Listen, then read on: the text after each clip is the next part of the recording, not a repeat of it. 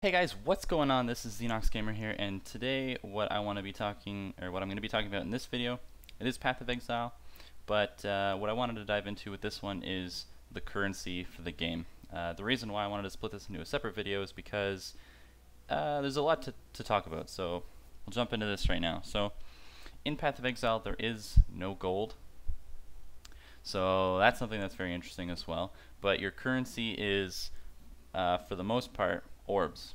Now there's a lot of different ones, as you can kind of see here, and they all do different things.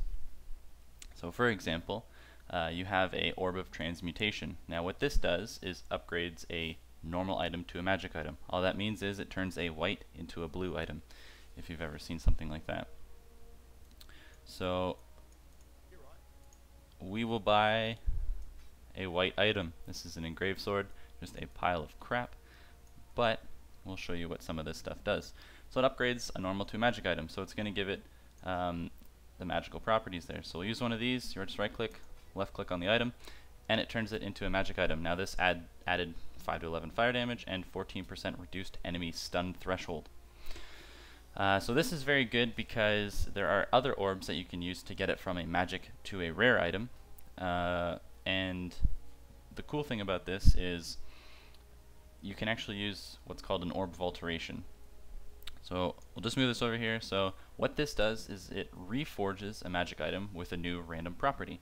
Now that's very important because if you want, let's say, a weapon with plus physical damage, because that is one of the highest modifiers for the damage, then you can try and get that on an item. Basically in Path of Exile there's a few ways to actually get items that you want in this game. So there's obviously the way of finding it by killing a mob, but you can also kind of build the item you want.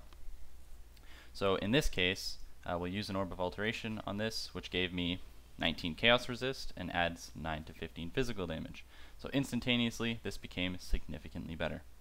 So you can kind of get some of the properties you want. Now turning it into a magic item only gives it the 2 magic properties, so you would need something like a Regal Orb, which I do not have right now unfortunately, to actually make this from a magic item to a rare item, so turn it from a blue to a yellow, which is something I did with my mace.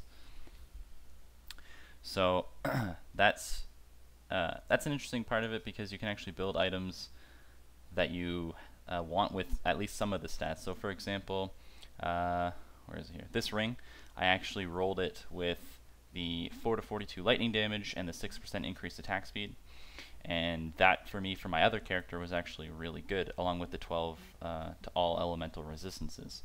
So I thought, holy cow, this is going to be really good. I actually regaled it, so I made it from a blue to a rare, and it rolled with +3 all elemental, which isn't bad. It's a low rare, but it's kind of like lackluster. So you can kind of make items with the stats that you want. Now, so those are just the 2 orbs. Now the Orb of Augmentation would actually, like, let's say this item rolled with just the 9 to 15 physical damage. You can use an Orb of Augmentation on that item and it would add another stat. So let's see if we can get it with the 1. There we go. So 34 lightning resist, we'll augment this, and it added 6 to 13 fire. So sometimes the alterations might give it 1 or 2 stats. If it gives it 1 and it's something really good, like let's say this rolled with 90% plus physical damage, and you augmented it and it rolled with plus flat physical damage, then it'd be absolutely ridiculous. So that's one way of doing that. Now there's another currency, which is an Orb of Alchemy, which I don't have at the moment, but you can actually get shards for it, which when you get 20 shards, you get 1 Orb of Alchemy. Now the alchemy turns a white into a rare, so it turns a white into a yellow. So you can actually just, which is something I did with this amulet. The amulet itself was a white, which it had +20 to all attributes. I alchemied it, and it rolled with all this stuff, which was actually still better than the one I had, even though I don't do spell damage. So that's another way you can get rares in this game as well. Now, some of the more important ones are for things like links, which are the gold bars that link these 2 sockets together in these sockets, and the color of the actual sockets themselves. So an Orb of Fusing will actually reforge the links between the sockets of an item. So let's say I'll try and get something here. Alright, so we have the 2. I'm not going to actually use a fusing because that's kind of a big waste, but the thing about this game is that you can actually get 6 link items, which just means it's 6 sockets that are all linked together. You can get 2-handers and chess pieces like that. So those are the most valuable because you can add the most gems in those items. So let's say if I wanted to put these 2 together because I had a green skill and a red skill that would actually go very well, I can use an Orb of Fusing and try and get that link. Now we have chromatic orbs. What chromatic orbs do are they change the color of the actual socket. So I have a red and a blue, maybe I need something different. I get 2 reds, which is actually better for a Marauder, to be honest. So you can use chromatic orbs to actually change the color of the sockets in the item itself. Now, Jeweler's Orbs reforges the number of sockets on an item. So these are what is actually going to allow you to get more sockets in the item that you have. So typically you'd only end up using a lot of this currency on a really high item level item that you might transmutate or alch or something like that and get it with good base stats, and then you'd try and get it with something like a 5 link or a 6 link or something like that. So for instance, this mall actually was a white mall that didn't have any stats on it, but it was a 5 link, and I really wanted a 5 link mall because I wanted those abilities that are on there. So what I did was I used the transmutation orb on it. I got the plus physical damage % roll, and I got the plus strength, and I was like, it's a really high physical damage roll, so I decided to regal it. It added another random stat, which was the accuracy, which was completely useless, but regardless, 360 DPS mace isn't all of that bad. There's definitely a lot worse out there.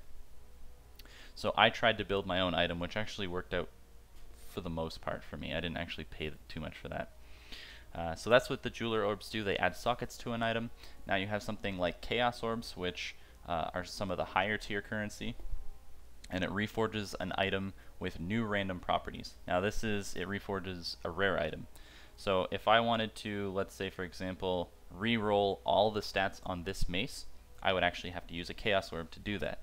Now it takes all those stats and completely re-rolls them, and you can get the same stats plus other ones or minus some of them, but it re-rolls the item completely, which could be a good or bad thing. There's also some other orbs that I do not have that I can't really explain, or show you at least, but I can explain them. But the next one that I have here is a Divine Orb. Now this randomizes the numeric value of the random properties on an item. So all that means is, let's say that I had some of the best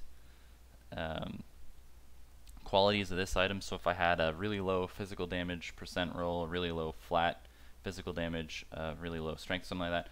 If I had the stats that I wanted, just not the numerical value of the stat that I wanted, then I can use a Divine Orb to re-roll the number itself. So these are actually not too bad. Excuse me. Next we have Gem Cutter's Prisms, also known as GCPs, and this improves the quality of a gem. Now these are in high demand. They're the second most, I guess the second highest tier of currency. The one above that would be an Exalted, which adds a random stat to a rare item, which is amazing because if, let's say, I Exalted this mace and it rolled with plus 25% attack speed, the thing would be ridiculously God mode, at least for me anyway. But what GCPs or Gem Cutter's Prisms do is it improves the quality of your gem, and the quality adds different stats to different things. So for example, let's see what I have here. So we have, as you can see with this gem, it has an 8% quality, which might, let's say, increase the critical strike chance a little bit versus the non-quality version, or something like that.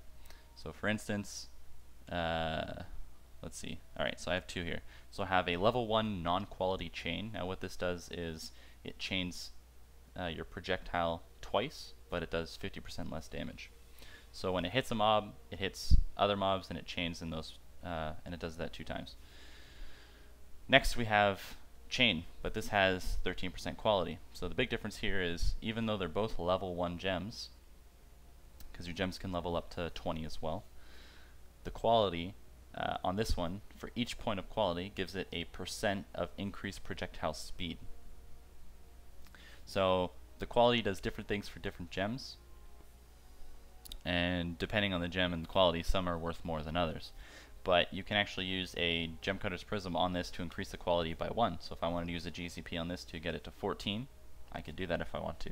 Usually you do that with a little bit higher, so you try and trade or find something in the 16, maybe 17% quality range, and then get it to 20 to make it perfect, because there's nothing better than that. So that's how gem cutter's prisms work. So you have other things like the Orb of Scouring, which removes all properties from an item. So if I used it on this, it would turn it back to a white item, and you can do that with any of them, like the rares or anything like that. And then you have an Orb of Regret, which grants a passive skill refund point. Now, these are pretty much equivalent to a Chaos in terms of currency, but what these do is you can actually refund one of the skills on your tree, because as you can see, you don't get well, I don't have any more left, but you don't get very many refund points, and once your points in there, you have to actually spend currency to change your build and stuff like that. And we have armor scraps. So these just improve the quality of armor. It's not actually an orb or anything like that, but it is.